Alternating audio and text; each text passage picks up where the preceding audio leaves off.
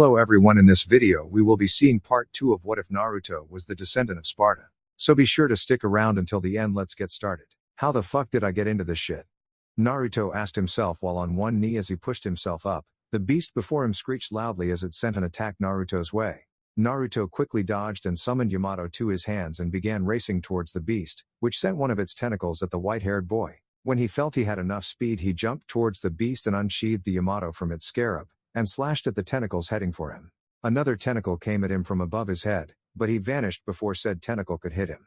Naruto reappeared on top of the tentacle and started run down its length, aiming for the head. More came at him, but thinking quickly he resheathed the sword and placed it on his hip and took out his guns, Angel and Reaper. He took many shots at the tentacles heading his way before putting away his guns and extending his right arm, calling out rebellion, and the broadsword appeared in his hands. Naruto then took more slashes at the approaching tentacles before he jumped off the one he once stood on. As it was heading towards the ceiling, Naruto placed the sword on his back and did some seals before calling out demonic fire release, Black Fire Dragon Jutsu. He yelled, launching a huge blast of black fire at the beast as one of its head flew at him. The head was consumed in the blast before exploding and its blood rained down on the surrounding area. Before the white-haired genin could celebrate his victory, he felt his arms being wrapped up and bonded. He then looked forward to see a tentacle heading straight for him. Before it hit, he heard someone call out Naruto before everything went black. Flashback.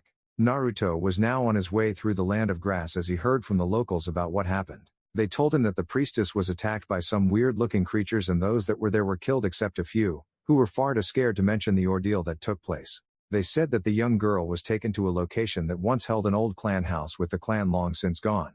Therefore, he was now on the road towards said clan home. To think I would risk my life to do this. But I guess I can't really complain since my ancestors probably had it worse. Naruto thought, with Kyuubi nodding his head before responding to the boy. Yes, and for the record, I'm the nine-tailed fox sealed inside of an idiot, whose ancestor happens to be one of the three people I've grown to respect, Kyuubi said. He remembered when he first fought Sparda and how the man overpowered him. He wished he could kill Sparda that day, but after a while of working with the devil and seeing how the man was willing to do anything to get what he wanted, even going as far as to lose his power to save the human race from the war. Yeah. Well, at least you're more useful when I use you, Naruto said in his mind, making the Kyuubi growl. He then saw an open area and his eyes widened looking at it. Damn, this is big as hell, Naruto said, looking at the area before him. It was like the Hyuga clan home, but with a taller wall surrounding the main and minor structures. From where Naruto was standing, he could see the huge front gates and the gigantic 5-story building that made up the main house. In all aspects of the word, this place was the shit for anyone living there. It looks like whoever lived here was loaded with the green faces, Naruto said to himself as he approached the gate and placed his hand on it only to recoil at the intense heat. He looked at his hand and saw that it took on third-degree burns. Well, that was unexpected, Naruto said to himself, seeing his skin rebuild itself thanks to his devil essence and Kyuubi. Naruto looked back at the gate and saw a small flash before it vanished and left the gate. It must be a defensive measure created to protect whatever the fuck is in there, Naruto said, flexing his hand before he began to plan his next move. It looks like a fire-type seal to make sure that nobody gets in. You should use me to get in, Kyuubi said, with Naruto nodding. The white-haired boy then closed his eyes and called out Kyuubi. With that, the Nadachi blade that was Kyuubi's devil arm formed in his hands. Once he gripped the blade, he opened his eyes to reveal that they were now blood red and silted. Okay, now then to use the next step, Naruto said as he raised the sword up to his shoulders and ran forward, extending the blade. The blade then hit a small barrier, but that broke and soon stabbed the gate, bringing the seal back out in the open. It was at least 12 feet in diameter and looked like strange arcane symbols piled on top of a simple spiral. The seal glowed brighter as the blade neared it, and shot balls of fire at Naruto, making him recoil and pull back and watch the seal glow before vanishing again. Alright, fuck this, Naruto said as he raised his right arm and a red glow overtook Naruto before it revealed him in his one-tailed form, but something strang was behind him. It looked like a knight of sorts with armor all over him and a fox mask on. In his left hand was a shield and in his right hand was nothing, but he was doing the same thing as Naruto. Naruto called back Kyuubi, and soon the blade appeared in the hand of the knight. He then summoned Yamato and repeated the process and stabbed the gate, but this time 2 blades were working as one. The blades that worked with fire and darkness each worked as one and continued its battle with the seal. Naruto was using Kyuubi's sword to battle the seal's firepower while the Yamato used its darkness power to corrupt the seal. The seal glowed from orange and yellow to red and purple power. The seal vanished and Naruto was now allowed into the area. The sword soon vanished into the boy's arms as he panted heavily. That took a lot out of him, but it was only a matter of time before he got this open. Well, that was pretty hard, kid. I would say that you did do a good job with the Yamato though. Kyubi said, remembering when Sparda used the blade in his battles. He remembered as clear as day, at how the man would slay thousands of demons with just a single slash on the blade. He had to say that it was something he wished he could do, but he supposed that Naruto can have all the fun, for now. Well, that doesn't matter now. I need to get this shit over with and try to find this princess. Naruto said before he walked into the area, missing the dark figure behind the tree his back was turned to. The figure had a dark smirk on his face, as he watched Naruto walked into the area before he himself stepped away from the tree and began to walk away. It looks like my blood has yet to vanish or extinguish itself. Excellent. He thought before he vanished into black dust that flew into the air and took him away from the area. Back to Naruto. The white-haired boy stared in awe at the area before him. There were 4 one-story houses in every corner of the compound, and 4 two-story homes surrounding the huge tower in the middle. The place even had its own streets. Of course, it was deserted. The paths had not been walked on for a while, until today that is. Naruto could not help but marvel at this place, and was even thinking of staying for a night or two. He made 3 shadow clones and gave them their instructions. Okay guys, I want each of you to check out a different part of this place. Maybe we can find some resources here to help us out on this mission. Naruto said with the clones nodding. Also be very careful, something about this place doesn't feel normal. He said with the clones going to their locations and himself going to his. First clone. The first clone made its way to one of the houses and opened the door. The clone walked in with a smile on his face. Wendy, I'm home. So put on a happy face because here's Johnny, and, from the old school classic, The Shining, he said walking in the door only to see no one there. Well, can't say that I'm not disappointed. Oh well, let's see what this place got. Clone 1 said walking in the house. He could not help but whistle at the appearance of the place and walked into the kitchen and looked around the area and saw that the cabinets were filled with dishes and glasses perfectly stacked and not one once of dust on it.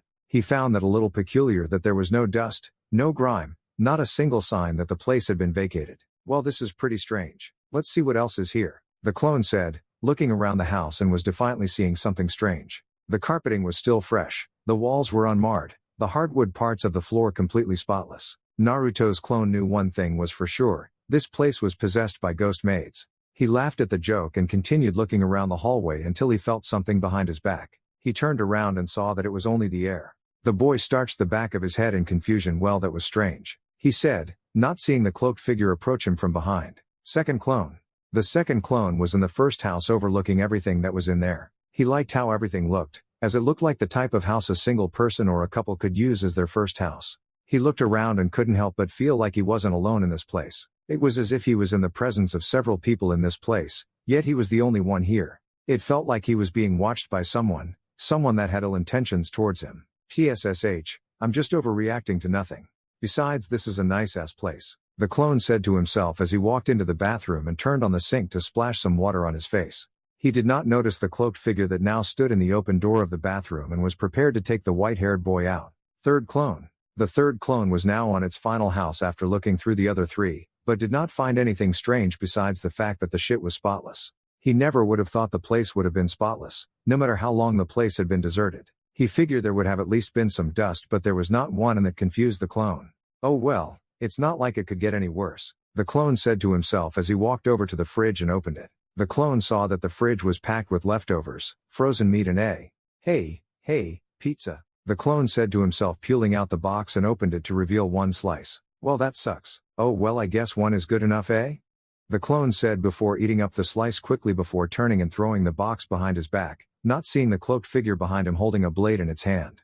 All 3 creatures raised their blades high and were about to take the clones down, when their hands appeared before the figures with each holding a copy of Angel, Reaper, and Blood Fang. The clones pulled the triggers and the blast hit the figures, making all 3 of them break down into sand. Naruto looked back, hearing the sound of the gunshots before seeing the reason why. Before him, dust began to appear and creatures appeared before him. Each one of the creatures looked like a skeleton dressed in cloaks and each held a scythe in their hands. Naruto then felt the memories of his clone protrude his mind, and that told him one thing: he was not alone in this place from the get-go. Well, ain't this a bitch? Oh well, I guess there was no use in hiding yourself anymore, eh? Alright, let me show you what I can do, Yamato, Naruto said with the katana appearing in his hands. Almost as soon as that happened, one of the demons pounced to attack him, only to be sliced vertically by the white-haired boy, before he vanished and reappeared behind the backs of several others, with their heads coming off. Naruto looked behind his back and saw more coming at him, so he dismissed Yamato and pulled out Reaper and Angel and began firing rounds at the demons. He fired at one, which quickly died on the spot. He then ran up to the body and used it as a trampoline, which helped him flip his body to faces the ground. He then began to spin and fired more rounds at the demons below, which killed about 2 before more materialized themselves. He landed in the middle of some of them and began firing more on his sides before aiming his gun behind his back and to his left. He did this a couple of more times until all of the demons were gone. Once he saw that they were gone, he began to walk away from the scene only to spin around and fired another round off Reaper and watch the bullet curve in the air before going through the head of another demon that thought it could sneak up on him. Naruto scoffed as he put away his toys and began to walk towards the tower in this compound. Something told him that that was the main reason for all this. He walked into the tower and saw that it was pretty tall. It had a lot of windows all around it that was open to the light and a staircase going all the way to the top. As soon as Naruto was in completely, the doors closed and soon the whole place was covered in darkness. "Who dares to show himself within this sacred area?" said a voice that sounded like that of an old man. "Sacred? You call this place sacred with all the demons around here?" Naruto asked. "Shut you mouth, you little brat, if you know what's good for you," said another voice with a stutter in his voice. "Well, tell me who, or what, the hell you are, then maybe I'll be cooperative." "Watch your tongue, child. Also, don't you know it's impolite not to introduce yourself first before asking for their name?" said another voice that had a deep tone to it.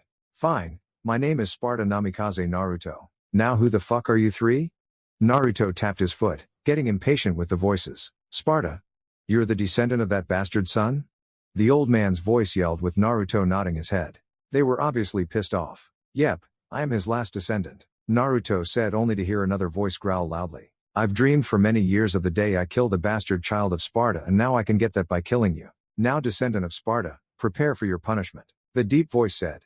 Naruto was expecting an assault of some kind, but was instead greeted with the floor simply vanishing into thin air and was now free falling to the ground below. A ground he figured was covered with spikes. "Well, I didn't see that coming. Oh well, no use in complaining," Naruto said to himself before summoning Kyuubi's one-tailed form and used the fox claw to slow down his descent. He whistled a sigh of relief as he saw how deep the hole was, and wondered what he should do now. "You should continue downward," Kyuubi said, as he got over the surprise and was now waiting to see what would happen now.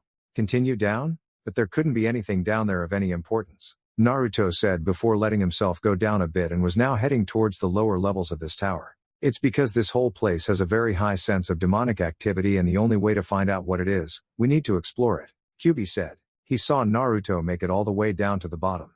Naruto looked to the side and saw that there were indeed spikes at the bottom, and they looked to have some dried blood on them, meaning that they had been used before. Naruto just simply looked ahead and sighed in boredom before he walked down the hall. He guessed that he had time to kill before going back up to find the princess. Deep within a dark cavern, a white-haired boy could be seen walking in the darkness, holding a lit flame in his palm. He has been here now for over 20 minutes and is yet to see a light at the end of this tunnel. Sure, he felt the large amount of demonic energy held within this place, but was still wondering what could possibly transmit that kind of power. "Kit, I think I might know what it is," Kyuubi said, though Naruto was able to keep his focus and talk to the fox. "Well, whatever it is, tell me while I'm in a good mood. God knows I want to get the fuck out of here," Naruto stated as he saw only more darkness, though thankfully he still had his night vision, which was helping him out more than the fire could do for him right now. "I think that this is the spot where Dante hid his devil arms, after the battle on the Temen Nigru," Kyuubi said, with Naruto raising an eyebrow. "The Temen what? Exactly?" The Temen Nigru was an edifice constructed by the High Council of Demons 2,000 years back as a border between the human and demon worlds. While this happened, several demons came into the human world only for Dante to take them out one by one and eventually gaining Sparda's greatest weapon, the Force Edge, Kyuubi said, with Dante nodding, confirming that his words were indeed true. "The Force Edge? Why didn't they have it with them when I met them?" "Because a long time ago, when the Devil King made his return, Dante had to use not only the Force Edge to reseal him, but all the devil arms he gained in his life. They were spread across to unknown locations, but the Force Edge was never seen again. But somehow I am getting this familiar sense about this place, and I don't know why exactly," Kyuubi said, with Naruto finding his solution in a small light in front of him, even though the temperature kept dropping by the second. But, thanks to Kyuubi, the cold didn't affect him like most would think. When he came out of the light, he saw that he was now in some kind of courtyard covered in snow and ice. It confused him greatly, as how the hell was he supposed to underground and there was fucking snow on the ground in a courtyard? "Oh shit, Naruto. Be very careful here, you are not alone," Nero said, as he remembered this exact same scene and what will happen next. Before he could respond, 2 red females came into view and each one had a very sexy voice to them. "Hey there, big boy, did you come here to play with us?" one of the females said, with one of them feeling on his body. "Kit, resist the temptation. This all the work of Dogon," The Ice Toad Demon. Kyuubi said with urgency, knowing that the demon toads love to use deception on their victims. Naruto nodded and jumped away from the two girls, just in time too, as in that second a huge light blue toad with ice particles on its back came into the light and tried to chomp on the white-haired boy, only to see said boy now standing in front of him with a questioning look. "What the hell are you?" Naruto asked, seeing the demon shake its head, showing that the women were actually his feelers. "Who are you?" Nobody has ever been able to resist the temptation before, as all that have succumbed to it has perished severely, Dagon said with Naruto raising an eyebrow. He has never seen anything like this before and was now wondering how his ancestors faced this thing. "Naruto, use me to help you fight this thing," Kyuubi said with Naruto nodding. "Any word of advice?" Naruto asked as he summoned Kyuubi to his hands, which turned his eyes red once more, and the blade was lit on fire. "Just one, stay as far away as you can from his mouth, but his tongue is his weak point for some odd reason, since a toad's strong point is always its tongue. Just stay clear of his mouth and you should be able to kill him very easily," Kyuubi said with Naruto nodding, before he saw Dagon try to take a bite out of him only to slash the toad across its lips, making it recoil and jump back. "Ah, you damn human, I'll make you pay for that," Dagon said before extending his hind legs and let the ice particles on his back fly towards Naruto, who was already ahead of him. Naruto jumped towards the ice and bounced off the ones that were the closets, before he slashed downward at Dagon's body, sending a wave of fire at the toad, who took the hit and screamed in pain. Naruto took advantage of this situation, and went in a nosedive and stabbed Dagon's head, making him scream in pain, only to shake Naruto off his head and inhale a lot of air. Naruto looked up and saw him begin to inhale. "Kid, be very careful of the next move. What he will do is completely cover the area in darkness in order to make you remain where you are, while he himself pounces on you to devour you," Kyuubi said, knowing that one of the things that the toad demons used to capture their victims was their abilities to hide perfectly in shadows before striking. However, Naruto was too late, as Dagon exhaled and the area was now covered in a dark snowstorm. Naruto tried to look around with his night vision, but even that could not help him to see Dagon's whereabouts. "If I don't see him then I'm dead, and if I stay here then I'm dead. So what the hell do I do?" he asked himself before a light bulb went off in his head and got ready for what he expected. "It's dinner time," shouted Dagon, as he jumped from the darkness and appeared before Naruto with his mouth open, but was soon shocked when Naruto jumped in his direction with his sword in a stabbing position. "I heard your tongue is your weak point. Let's test that theory, shall we?" Naruto said as he stabbed the blade of the Kyuubi into Dagon's tongue, making the toad demon howl in pain. But the sound didn't affect the boy, as he summoned Kyuubi's flame to his extended hand, before slamming it into the tongue, making it catch fire, causing the toad demon more pain than he could handle, and quickly spat out Naruto. The white-haired boy landed on his feet and ran forward holding Kyuubi with both of his arms. The blade ignited in flames as he himself was covered with Kyuubi's chakra, making him run faster. Dagon looked up to see Naruto running towards him with his sword in both hands, but the pain was still there and he could only do nothing but watch his demise come.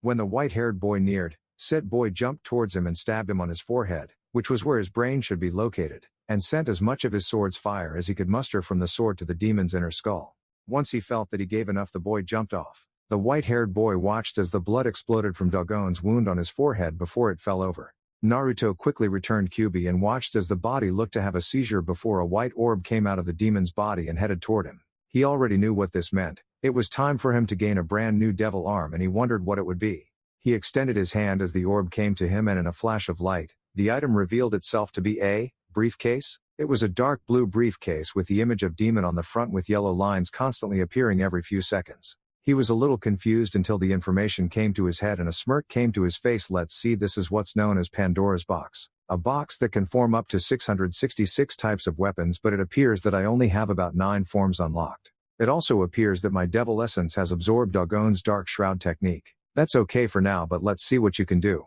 Naruto thought as he gave Pandora a try, not really noticing that his eyes were now silted gunmetal gray. He used all 7 forms that went in this order. Form number PF-124, Epidemic, showed itself to be a powerful blowgun that could ravage the land with one shot. Form number PF-262, Hatred, showed itself to be a secondary addition to the blowgun, by becoming a bazooka which added more firepower. Then came the next transformation as form number PF-398, Revenge, became a laser cannon, which could destroy everything in the surrounding area. Form number PF-422, Greif, became a bladed boomerang. Form number PF-542, Savagery, became a bladed edged shield. Form number PF-608, Jealousy, became a high-power machine gun. Form number PF-598, Argument, that turned the box into a floating platform chair with missile launchers all over the form. Then lastly came the final form number PF666, Omen, which opened the box although its ability was unknown to him. I never did understand that form and what it was able to do. Naruto liked all these forms and could not wait to use them till Kyuubi spoke, "Hey Kit, try PF007. Envy. I think you'll like that one." Kyuubi said with Naruto shrugging his shoulders and mentally commanding the box to make that form. Naruto's eyes widened when the box became a sports bike. I don't want to describe it, so I'll just tell you. It's a 2009 Suzuki bike and the color is dark blue, of course, with the only difference being that Naruto's bike has Pandora's image on the front. Naruto placed his hands on the handle of the bike and revved it up, hearing the back wheels grind on the ground and the small jet behind it hum. He got on it and without anything else to say, the bike went off and he was now riding towards the next battle. 20 minutes later, the former blonde made it to an area that looked as if it was completely covered in ice, with a cave right in front of him. Seeing that as the best place to go, he called back Pandora and began walking towards the cave. Once he entered the cave, he saw that all the walls were completely covered in ice, but, thanks to Kyuubi, he was able to withstand any temperature below 500 degrees Celsius. He looked around and saw that there was a giant thing in front of him covered in what looked like ice armor and had chains connecting its body to the wall. Now this is strange. What the hell is that? Ah, that is good old Cerberus, the Ice Guardian. He is a very noble demon and is very strong when he gets either serious or really pissed. Kyuubi said while continuing his explanation to his vessel. He is a three-headed dog, which can scare easily if you aren't one of us. He mainly uses ice attacks and his size, but once you get past that measure you should be able to take him down very easily. I advise you to use either Kyuubi or Rebellion as his main weakness is fire and inconveniently, his size. Kyuubi said, as he remembered when he first fought Cerberus and how hard it was to take him down. After digesting all that, he turned to examine the huge beast that was Cerberus. Just as he stepped forward, however, the room began to shake and he quickly jumped back, dodging the large block of ice that came crashing to the floor. Looking back towards the creature, he could now see it was a large dog with 3 heads each with different colored eyes. "Leave now, mortal. The likes of you are forbidden in this land. You who are powerless are not worth to set foot here," came a masculine voice from the dog demon's center head, shocking the boy. Wow, I've never seen a talking mutt before. I can walk up walls and seen people walk on water, but still this takes the cake. You know, I'd bet you'd be a shoo-in for first prize at a dog show, said the white-haired genin, smirking at the end. "You, a mere human, dare make a mockery of me," growled the beast. Just as it finished that sentence, it arched its center head back, red eyes glowing before sending a blast of ice towards the boy from its mouth. Seeing it coming, the genin dodged it, jumping over it before landing on his feet calmly. "Easy there, Fido. How about I take you for a walk?" he said before clapping his hands as a means to calling a dog. "Come on, Fido. Let's go, boy," he said while whistling to the dog as if calling him. "You'll regret that, you worm," snarled Cerberus, getting a smirk from the boy. Naruto then held up his right arm and called out Rebellion, with the broadsword appeared in his hands, and a smirk came to his face. Cerberus wasted no time and launched a ball of ice at the white-haired boy, who cut it in half before running forward calling out Stinger and went like a bullet at Cerberus's right leg. The sword pierced the dog demon's skin, which made it grunt before raising its left paw and try to take out the white-haired boy, only for Naruto to vanish in thin air. The white-haired boy then reappeared in the air and chucked Rebellion at Cerberus' left head, before he pulled out his guns and fired off several shots, with one hitting the handle of his sword and making it fly faster and hit the ice on top of the head and broke it off instantly. Naruto then sent himself flying towards the sword with an extended right foot and kicked the sword through the head, making it scream aloud. It was silenced quickly when Naruto summoned Kyuubi and sliced the head off, leaving Cerberus with only 2. The dog demon got so mad that it turned red and was now looking fiercer than before. Naruto called back Kyuubi and held his hand out and Rebellion flew back to his hands. When that happened, he jumped over Cerberus, who charged at him as a means to eat him. Naruto landed on his feet only to dodge another attack from Cerberus, who used his voice to rock the area and caused ice particles to fall from the ceiling. He quickly placed the sword on his back and used the skills he gained from his training in the trickster style to dodge all the particles. He quickly jumped into the air to dodge a large blast of ice that Cerberus sent his way. He took out Blood Fang and charged it with as much chakra as he could into the gun, before pulling the trigger and watched as the bullets hit his right head and exploded in fire, making the demon cry out in pain with the ice being blown off completely as well as the center head. Naruto then got an idea and knew that this would work. He quickly placed Rebellion on his back before he crossed his fingers for his favorite jutsu, and made about 30 clones. Cerberus then looked to see the white-haired boy with 30 clones of himself, each holding copies of Angel, Reaper, and Blood Fang in their hands, which was currently being charged by the clones. It was not hard to find the original, as said original was standing tall, with his arms crossed. Naruto then gasped Rebellion's handle and held it above his head. "Ready?" Naruto with the clones getting on one knee. "Aim," Naruto said with the clones aiming the guns. He then pointed Rebellion's tip at Cerberus and called out fire. Which they in fact did, letting loose a large barrage of bullets at the demon's body, which made said demon cry out in pain. Naruto kept the clone's barrage going for a full minute before he saw the demon's body hit the ground hard. Naruto called the clones to a halt, and dismissed then feeling the information and memories they obtained during their time. Naruto approached Cerberus, who was trying to stand but was doing a sad job of that. "You're not human, are you?" questioned Cerberus from his position on the ground. "Who knows? I'm not even sure myself anymore," said Naruto with a laugh. He had been asking that one question about himself now for the longest time, as he had the mind of a human but the power of a demon. Maybe he was the balance in between, but he would not be able to tell at the moment. "Regardless, you have proven your ability. I know when I'm beaten by someone stronger," Cerberus said, standing up and coughed loudly. "You have earned your victory and shall take hold of my soul. Now go forward with my blessing." Cerberus said. He began to shudder and his body exploded. When the smoke cleared, all that could be seen was a glowing blue sphere of light. Naruto sighed as it floated near him. The damn dog could have at least pointed the way out first. Regardless of this, he accepted the dog's soul as it came to him just before a flash of light hit him. When the light cleared, he was holding a tripartite nunchaku. Each rod was connected to a steel ring. As he held it, an icy blue glue began to surround him just before his eyes glazed over. When he came to, he gained a ton of knowledge about the devil arm he was holding. This weapon had a new style to it, in which you would have to require extreme amount of skill to wield such a weapon. He then looked at one of the ice particles and saw that his eyes were now light blue due to devil essence taking effect. He felt with this weapon, he could fight, no matter what the situation was, in a calm and even feeling. He also learned all of Cerberus's ice techniques, which was another addition to his power. "It seems like with each devil arm I receive, I learn the attacks they used as well. Interesting," Naruto said to himself, before putting Cerberus away. He then felt something on his body, and when he looked at it he saw that he had 2 new tattoos. He saw that he now had a new one under his left arm and one under his right arm. The one on his left arm was the face of Pandora's box with yellow veins appearing around it. On his right arm looked like a light blue arrow with 2 more coming out of the end of it, though that one looked like a clear snowflake. He smirked at his new tattoo and was now on his way out of the area. 2 hours later, the white-haired Genin smirked as he finally made it to the end of the long hallway. It had taken him a while to get to this point as he'd walked slowly through the darkness. The journey, however, had given him the time to work on one of his senses. This sense he had discovered was known as echolocation. This was not as much of a sense but was more like a talent that allowed those capable of using it to locate objects by the reflection of sound, though it was mostly found in animals like bats and owls. According to QB, what he had was several times stronger than that, as it allowed him to see the things around him up in a radius of 20 feet around him without a single blind spot. Shaking himself from his thoughts, he found he was currently in front of a large gate that was closed with iron bars going both vertically and horizontally with torches on each side. In front of the gate was a large chain that was blocking access to the next room and was connected to statues on each side of the gate. These statues took the form of 2 bodies sitting down on stone slabs and holding a pair of broadswords, which had the chains wrapped around the blades. "Look, brother, it's been ages but we finally have company," said a deep voice that reverberated within the cave. "I see that," said another voice, though this one was lighter in tone. "We must entertain our guest. You're right, we have to be gracious host. So, what should we do?" "How should I know? We need to come up with something." Naruto sighed, hearing this, wondering when this conversation would be over.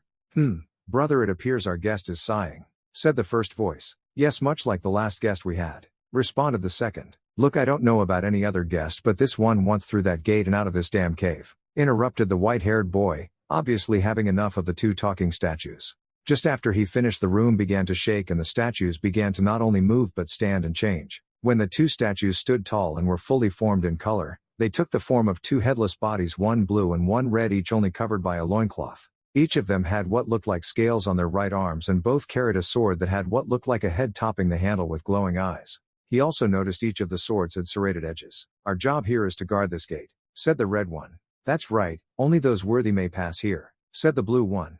"I am Agni," said the red one. "I am Rudra," said the blue one. "We are known as the Firestorm," stated the 2 together, as they jumped from their position and stood before Naruto with their swords being surrounded by fire for the red one and wind for the blue one. They each sent a combined strike at Naruto, with their swords helping the other by sending flames at Naruto, who jumped back and looked at the 2 headless freaks. "Okay, if you guys know anything about Twiddleda and Twiddledum, now would be a great time to tell me," Naruto said. Dodging another strike from the headless demon, tightened his grip on Rebellion and held it in both hands, ready to defend himself at any given moment. "Agni and Rudra are both powerful demons, but as you said, they are incredible stupid and can be beaten easily. All you have to do is overpower one and the other will come after you to defend him." Just don't allow them the opportunity to double team you, as they work well together, but separately they are nothing. Kyuubi said. Any weakness I should know about?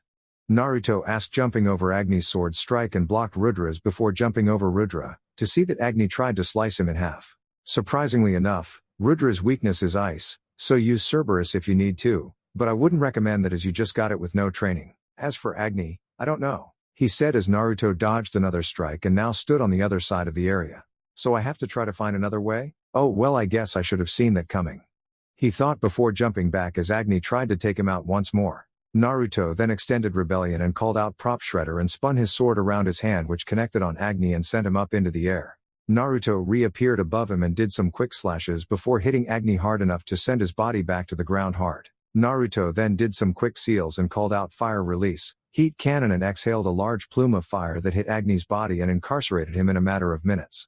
Brother Rudra called out, watching the body of his brother die before his eyes. He quickly jumped back to where he once sat and held out his sword. When he did that, the sword that was once held by Agni seemed to have a reaction and came to Rudra's hand. When that happened, both blades exploded in flames before Rudra charged at the white-haired boy, who was already prepared for him. Rudra landed with a heavy thud before he began to roll towards Naruto, who summoned Pandora and fired a shot from its epidemic form. The shot connected and sent Rudra's body back to the wall behind him. Not willing to waste any time, Naruto turned Pandora straight into its revenge form and charged it while Rudra got back up. When the headless demon got up, he could only look up as Naruto finished his charge and fired his attack, hitting Rudra and destroyed his body instantly. The only thing that survived were the two swords that he wielded as they now sat on the floor standing. Naruto simply put Pandora away and placed Rebellion on his back and was about to walk away. Wait! The familiar voices caught him by surprise, forcing him to turn back around. When he did, he found the eyes of the two swords staring at him intently. Yes, wait, we have been waiting for a long time, stated the red sword, surprising Naruto, though he supposed he should not have been, as neither of the ogres he had faced had heads or mouths with which to speak. Yes, a very long time, spoke the blue one, its deeper voice echoing in the quiet cave. For someone stronger than us, someone who can control us. My name is Agni. And my name is Rudra. You shall take us with you, we shall be a great help to you, said both together, surprising the blonde with the request, though only his raised eyebrow showed this. Okay, but on two conditions, said the boy calmly after a few seconds of thought. Name them, said the two swords instantly. Firstly, I want to know everything you know about this place and how I can get out and back to the top floor, said the white-haired boy before looking pointedly at the two, quietly demanding the answers. This place is known as the Demon Corridor, due to the clan that lived here being experts at using demons as weapons and such, Agni said, with Naruto's eyes widening slightly, but didn't let that bother him. They all were very powerful in using demons, and on occasions we would be used to help fight with some members, Rudra said, with Naruto nodding. Okay, but what became of the clan? He asked, even though he had a suspicion on who this mystery clan was. We don't know. All we know is that about 100 years, there was an attack on this home and we were placed here as a means of protecting the clan's secrets from escaping. Though they said that the time will come when a warrior would return here, and take control of the guardians as well as the secrets of the clan, Agni said, with Rudra shaking, which meant that he nodded his head. We do however know the name of the clan that once lived here, Rudra said, with Naruto raising an eyebrow. Really, what was the clan's name? Naruto asked. Their name was Kazama, the holders of demons, Agni and Rudra said at the same time, with Naruto rubbing his chin, deep in thought. This is very interesting. I have to learn more about this clan, but apparently if I want to learn more I would have to keep going up. Okay, you can come along, but just one more thing though. No talking, stated the boy, finally pointing to each of the swords in turn. Fair enough, stated Agni. As you wish, stated Rudra. With that said, he grabbed each of the swords, Agni with his right and Rudra with his left, before turning towards the gates. As he did, the blades of the swords were engulfed in their respective elements just as he let loose several experimental slashes. Placing the two hilts together, he was surprised when they seemed to meld together, forming one large double-bladed sword as wind and fire began to encircle him. Sending several more slashes out, he launched several blades of wind-enhanced fire at the gate, which not only cut through it but also melted the places they hit before he pulled the blades apart. Impressive, said Rudra as he finished his swings, only for Naruto to come out of his stance and hit each of the hilts against the other. No talking, said the boy again, looking at the two faces intently, getting silence from each of them. Good. Satisfied with the silence, he dismissed them and was not surprised when they each burst into particles of light before being absorbed into his body, bringing out a new tattoo for him to gaze. The tattoo went under his right forearm this time, and it looked like a red and blue yin-yang symbol with the faces of Agni and Rudra on the opposite ends of the symbols. After enjoying the new tattoo, he began to walk away from the area he once stood in, and began walking to the next one. Later on, after 20 minutes of traveling, the boy arrived at an area. He quickly called back Pandora, after getting off course, and walked towards the stone walkway that had an open door at the end. As he entered the doorway at the end of the stone walkway, he found himself in a large room, the walls of which were lined with candles. In front of him sat a set of steps leading up to what appeared to be a stage, while to the side of him was an organ with golden pipes traveling up the wall. His observations were halted, however, as he noticed a swarm of bats converging on a single point in front of him. As they continued to converge, the form of a woman could be made out. She had light green skin with long blood-red hair. She wore no shirt but had parts of her hair hanging down her front to cover her rather large breast. She wore what looked to be a long black skirt, which completely covered her lower half, though Naruto was surprised as he noticed that the bats were actually forming the skirt as they converged upon her, while those that did not flew behind her. Finally, the boy noticed the fangs she had within her mouth. Overall, it was enough to make the boy blush a bright shade of red, though he reined in the impulse. The woman laughed as she noticed the reaction she had elicited from the boy with her appearance. The sound was sweet on the boy's ears, and he would have taken her for a water goddess if he did not know she was a demon. "Careful, kid," came the warning growl from Kyubi upon hearing the former blonde's thoughts. "That is Nevin, the lightning witch. As you can most likely guess, she has power over lightning," explained Kyubi to his host. "You know her?" questioned the boy mentally. "She's a succubus and one of the few with any real power, and famous for it. Sparda had a run-in with her before she was sealed in the Temon Negru, and again with Dante. The bats hovering behind her will act as shields for her, so your guns are out. The bats only clear when she gets ready to attack, other than that you'll have to force past them. You'll need to be careful with this one. Otherwise she'll suck you dry, and with your healing that'll take a while," explained Kyubi, though he only thought the last bit. "Anything on a weakness I should know about?"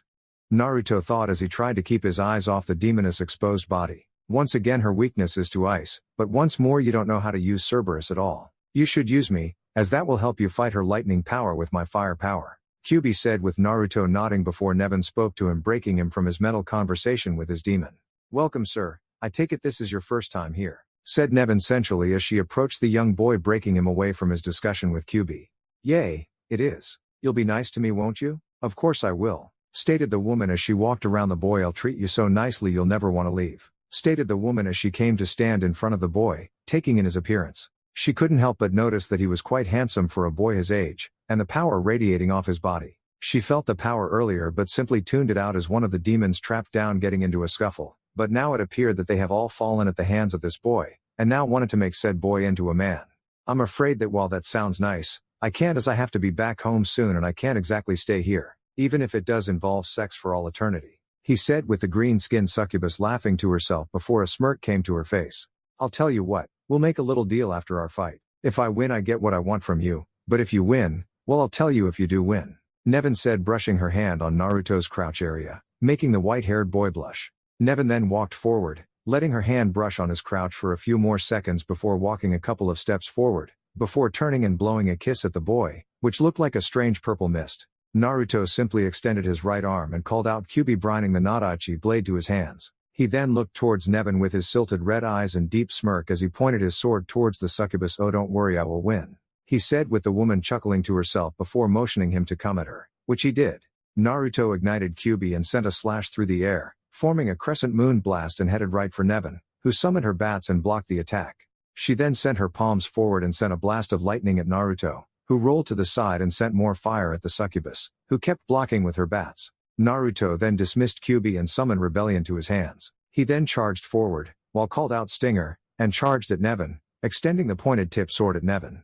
The green-skinned demon blocked the attack once more, but this time she sent her bats to surround Naruto and sent blast of lightning at the former blonde. Naruto quickly directed chakra to his legs and pushed himself off the ground, then placed rebellion on his hands before doing some seals and called out wind release, drilling air bullet, and sent the air blast at Nevin, who jumped back and dodged the attack before sending another lightning blast at Naruto. Naruto was lucky he training in Dandy's old trickster style, as he was able to easily dodge that attack before taking out a kunai and threw it at Nevin, while doing some seals and turned the kunai into 50. Nevin had her bats go above her head and make a prison of lightning in front of her before shooting towards the white-haired boy, destroying the kunai. Naruto was able to dodge all the blast of lightning, but when he looked back to where he thought Nevin was, she was gone. He then heard a chuckling sound behind him as he looked to see Nevin. "Game over, sugar," she said before hitting Naruto with a lightning blast. Naruto got on his knees and coughed before he puffed out of existence. Nevin's eyes widened before she looked behind her back, only to be hit by another stinger attack and called out Dance Macabre. From that moment, he began to stab the demoness with as many stabs as he could give before giving one mighty stab that sent her flying back and landed on her back, but she didn't get up. Naruto panted deeply. That move took a lot out of him. Sure, he was able to do it, but he still has yet to gain the speed needed to use all the moves without chakra. To perform 3 stingers, summon Kyuubi and Rebellion, using those 2 jutsus, and the Dance Macabre, he was tired as hell. But, thankfully, Kyuubi was recharging his tanks and he now had enough energy to at least walk. He walked over to Nevin and picked the green-skinned demoness off the ground, holding her in his arm. He was surprised to see that she was still alive after all that, but it didn't matter now as Nevin looked towards him with a small smile. Not bad, sugar. To think I met someone just as handsome as Sparda, Nevin said, brushing her hand on the boy's cheek, though Naruto took her hand in his. Very well then, come see me later, my master, and I'll show you my surprise, Nevin said as her hand laid on the ground. Naruto then watched as her body flashed white and purple before the light left and he was now holding his newest weapon. It was an odd-looking guitar, which held no strings, instead having streaks of purple lighting streaming down it. Once his hands touched the weapon, he felt more power added to him and could not help but feel electric in certain words. He pulled off his headband in order to look at the reflective surface for something, and saw just that, as his eyes were now dark purple. Man, I love this shit. It's like every time I get a new power, I gain a new form. I can't wait to train with this baby. Naruto thought, strumming the guitar, and played a few notes before allowing the weapon to go back into his body. He then looked and saw that he now had the tattoo of a black and purple bat on his chest with the wings going up to the collarbone. Very well done on that, kid. You obviously have been very well trained in our arts, but just wait until you train with the other devil arms, Kyuubi said, with Naruto nodding his head before another smirk came to his face. He was getting more powerful by the second, and it was all his power now. He could practically say that he had more power than he could measure, but before he could have another thought on it, Kyuubi interfered. Naruto, stop. Listen to me, if you think like that, your arrogance will be your downfall, Kyuubi said, making Naruto pause at what he was told. He then went over what just happened and slapped his head. How could he think like that? If he did, that would make him no better than Sasuke team. He wanted to be better than that, and now he cannot afford to be arrogant if he wanted to get out of here in one piece. I almost lost myself there. Maybe it's the fact that I keep adding on to my power which would make me think that, Naruto thought, before summoning Pandora and sending the box straight to its bike form and left the area. He needed to ride for a while before he continued through the next door. Later on, Naruto once again arrived at another door, though this one was different. The door held what looked like gemstones above it with the kanjis for strength, knowledge, and courage. He did not really know why, but for some reason he felt some type of connection here. He looked at the door more carefully and saw a scripture on it. He read the scripture thoroughly, but all it did for him was make him confused with its message. You who enter this chamber, be warned. Those who disturb the rest of the demon shall incite the fury of the guardians. To escape with your life you must complete 4 trials. He who completes every trial will earn the key of fire and the guardian's soul. Beware, for only one whose soul is clear and whose blood is pure can go beyond this door and hope to survive. Death shall slay, with blades from below, those who bear false heritage. What does this mean? He thought, reading the scripture again. I believe that this is a message to any member of this Kazama clan, that Agni and Rudra spoke of, who comes and takes the trials, Kyuubi said, with Naruto raising an eyebrow. But I have nothing to do with this clan. But then again, I'm not one to turn down a challenge, and who knows, there may be some valuable shit in there. Naruto thought before shrugging his shoulders and pushing the doors open, and walked in on to see that there was another archway. Once more he shrugged his shoulders and walked down said archway and was now standing before an archway that said knowledge in front. He looked at the kanji and saw that it had a scripture under it. You can only trust the knowledge that you would learn in the least likely of places. He scratched his head in confusion before shrugging his shoulders. Without anything else to say, he walked straight into the archway. After all, what harm could that do? The boy continued down the dark tunnel with his night vision working at its maximum. Sometime down here, it got so dark and quiet that it was beginning to freak him out, and that was saying something. He continued until he saw a clearing at the end. He walked past it and looked around the room. With only thing there was a pedestal and a statue right behind it. Said pedestal held a weapon, which was gold in color and was radiating energy all around it. The weapon had what looked like a face with a horn on it, and the whole frame appeared to be painted sheet metal. Naruto immediately knew that this was a gun, and a nice one at that. Who dares wake me from my slumber? Tell your name or else you shall meet death, the gun said, with Naruto looking confused before he shrugged his shoulders. At this point anything was a given, and this was a big exception on that part. So Naruto instead spoke to the gun, which was once again confusing, but it didn't matter at this point. My name is Sparda Namikaze Naruto. What is your name? Naruto asked. My name is Yasuragi, Peace. What would make you think that you were worthy of me, when you do not carry the name of Kazama? At the same time, how were you able to dodge the other demons to get here? It's simple really. I just defeated every last one of them to get here. In fact, if it wasn't for certain powers at my disposal, then I wouldn't even be in this location in the first place, Naruto said. He was sure that had certain things not changed at that crucial point in time, then the chance to make change would be impossible to even consider. Interesting. Tell me, what would make you think that you were able to defeat the demons if you weren't born of Kazama blood? Yasuragi asked, with Naruto rubbing his chin.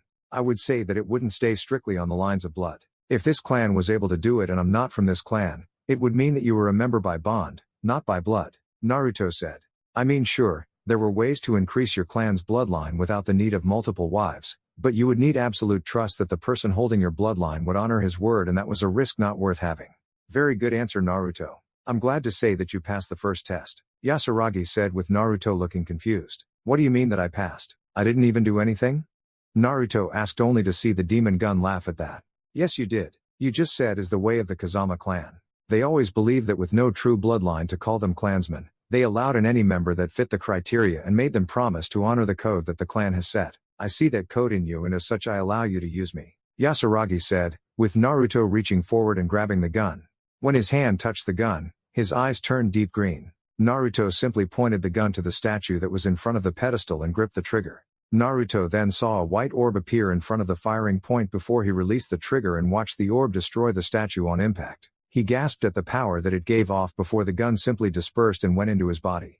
He looked around for his new tattoo and saw that it was now between his navel and his chest. It looked like a black upside-down star with 5 points on the open areas and a circle around the star. Naruto kind of felt disappointed that the tattoo looked standard as compared to the others, though personally he liked Nevin's the most. Why, thank you, master. You look even more handsome with them, Nevin said, making Naruto look around only to find the green-skinned succubus was nowhere to be found.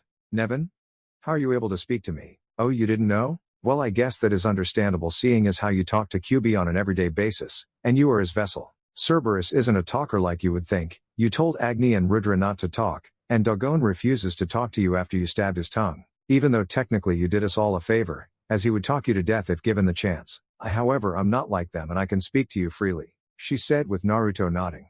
Naruto then walked towards the open doorway and went to the next archway that held the kanji for courage under it. He read the scripture and saw that it said, in order to know your true power, you must stand to face your greatest fear. He was a little skeptical, but after reassuring himself that this was the only way for him to get his ass out of here, he walked through the archway and into his next test. He looked around and saw that it was a giant arena of sorts. He remembered that on the day he was awake during Irika's history/nap time class, he taught about the ancient warriors known as gladiators. These gladiators held battles, which in some cases were considered one-man wars, in large places called coliseums, buildings that were built to withstand the war held inside. Naruto felt much marveled in himself at the fact that he was standing in such a place, and couldn't wait for the chance to fight in it. His thoughts were soon ended when he heard a voice behind him. Hello, son, said the voice behind him, making Naruto freeze for a second and turn around only for his eyes to widen. Behind him was a man wearing the standard Jounin outfit with a white trench coat over it and red flames licking the bottom. However, Naruto wasn't concerned about that. Now he was far more concerned with the man's blonde hair and blue eyes. Blue eyes that held massive amounts of hate and disgust in them. Naruto's could not believe his own eyes. Standing before him was his father, as well as the man responsible not only for the hell in his life but his great power as well, the Yondaime. But how this man was standing here was beyond him. Father, how are you? Before Naruto could answer, he ducked under a kunai slash by his old man, and blocked a kick that Minato sent his way. Don't you dare call me your father. My son died on the day the Kyuubi attacked, and I'll be damned if I call you my son, demon, Minato said, with Naruto's eyes widening in shock. How could his own father say that to him? He always heard tales of how the Yondaime was a kind and gentle person to those that has earned respect from him, and when he was angered, you would face wrath far worse than a woman scorned. But the question was, how did he lose that love? But why, father? What have I done? Naruto asked, only to duck under another slash and kept dodging. Because you killed my wife and child, the only two things I had in the world. I sacrificed my life for them, I died for them, and what did you do? You killed my wife by taking possession of my son, the only piece that I left in this world that was I, and I'm going to make you pay for it with your life, Minato said before opening his right hand to reveal a swirling orb of chakra. Naruto's eyes widened seeing that happen, as he never thought that for 1 second that chakra could do that. But he would have to cut his thoughts, as he jumped back and watched the orb destroy the ground he once stood on. Before he could marvel at the destruction it caused, he quickly turned and brought his arms up to block another slash by Minato, but was punched back to the ground and landed on his back. However, he didn't have time to rest, as he placed his hands on the ground and back pushed himself away from the Yondaime, who formed another Rasengan and slammed it on the ground. Naruto looked from his position with shocked eyes that his own father was trying to kill him. In addition, the thing was he didn't know if he could fight his father. He grabbed his head in confusion, as a large headache built up inside. What should I do? What can I do? I can't fight my own father. Naruto thought as his brain racked against his skull, though he wasn't concerned about that.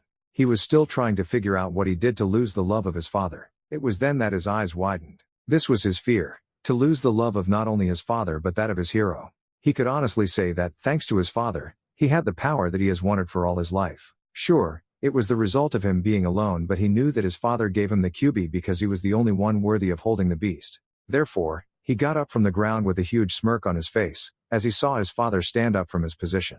The look on the man's eyes were still cold as ice, but this time Naruto wasn't bothered by it. So I take it, you're ready to fight me now?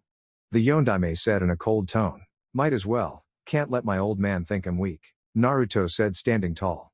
Before he could say anything else, Minato appeared before the boy with his fist above his head. Very well then, he said before placing his hand on the boy's head and ruffled his hair. You pass, my son, Minato said with a smile on his face, as Naruto looking confused.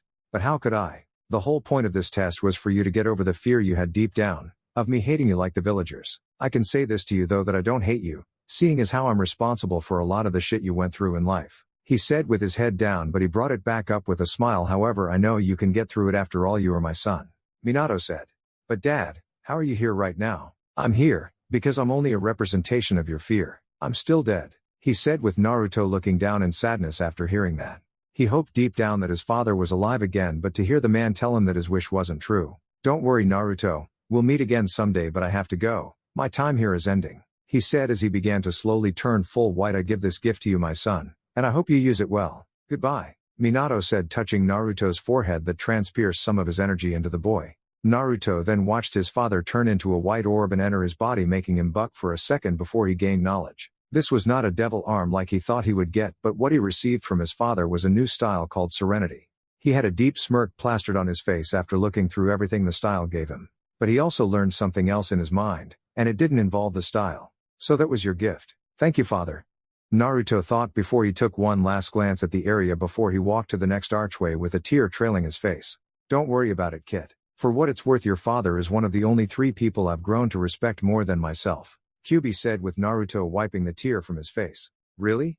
Who were the other 2? The first was Sparda, the second was your father, and well, the third is someone that I knew for over 12 years, Kyuubi said with Naruto looking confused before a smirk came to his face. Thanks, Kyuubi, he thought before he continued and saw the last archway held the kanji for strength with the scripture saying, to prove your power, an opponent must be the shield that blocks your path. Now face this shield and become your true being in the Kazama clan. Well, I guess this is the last spot I need to go, Naruto thought as he walked off the archway and into the dark tunnel. He continued until he saw a door that was closed and looked locked somewhat. He placed his hands on the door and felt it open completely. He then walked in, but at that second the door shut and he was locked in. Before Naruto could do anything, the door was covered with the same fire seal that covered the gate outside. He scratched his head before turning around and looked around the room he was in.